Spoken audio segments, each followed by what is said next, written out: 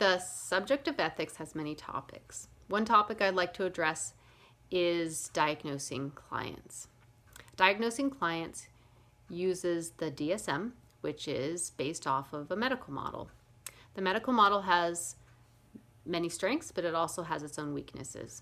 The strengths of using a medical model are being able to use a label, which could give clients comfort knowing that it has a name and it is common. Another strength using the medical model is that professionals can talk amongst each other and be on the same page, knowing what they're talking about. Another strength regarding using the DSM is that it provides a framework for research. And another reason is that it can provide awareness if the client needs to see a physician for something other than a mental illness. Maybe it could be something biological that needs to be checked out or ruled out. The limitations using the DSM are harmful to the client, as counselors might overdiagnose clients so that the insurance companies reimburse the client. Another way that it can harm the client is that it can cause shame or embarrassment, stigma. It could follow them in their future, such as employment. It could harm them if they were having a battle for child custody.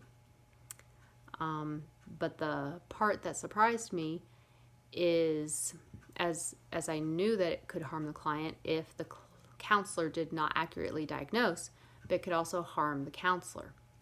Now, the reason that this surprised me was because as counselors, we should always do what's in our client's best interest.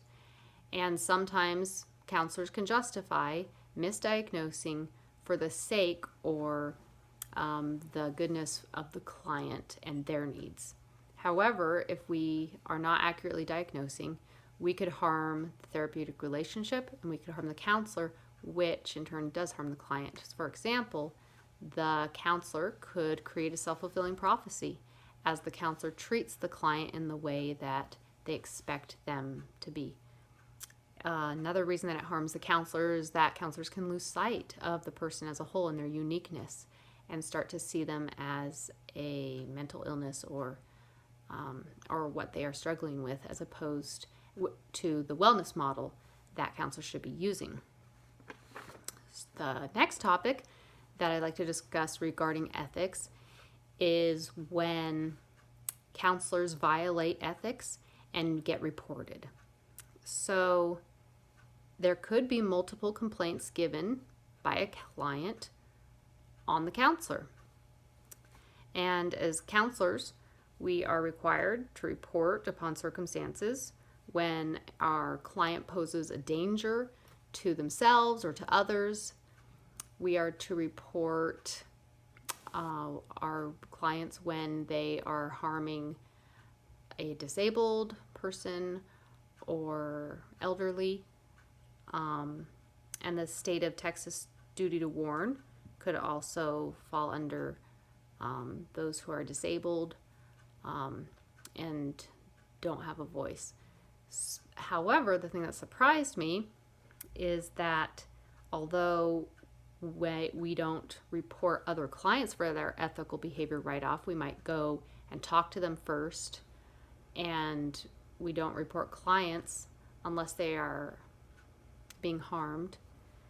But what surprised me, again, is that we, as counselors, are not required to report illegal acts done by other counselors, which I thought was surprising, that our eyes are wide open for unethical acts and need to be vigilant in talking to them about it, but can disregard illegal acts that they may be doing, which actually, thinking about it, can make sense since nobody is required to report illegal acts that anyone is doing. So I thought that those were interesting. Thank you.